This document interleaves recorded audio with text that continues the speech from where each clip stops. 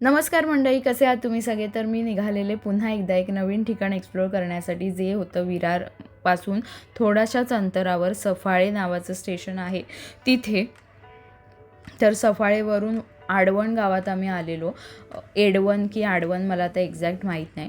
So त्या गावात आम्ही आलो. येताना तुम्हाला काही अंतरावरून प्रायव्हेट रिक्षा करावी लागते किंवा तुम्ही अर्ध्या तासात चालत येऊ शकता.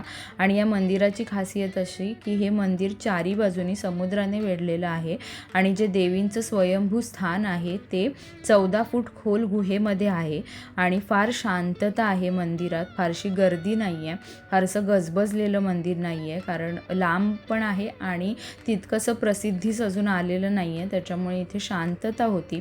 व्यवस्थित आमचं दर्शन झालं. आतमध्ये गुहेमध्ये गारवा होता, त्या गुहेमधूनच आम्ही बाहेर आलो आणि ती धमाल मस्ती जर तुम्हाला बघायची असेल तर मोठा ब्लॉग नक्की बघा. सो आम्ही एका स्थानाचं दर्शन घेतलं, दुसऱ्या स्थानावर गेलो.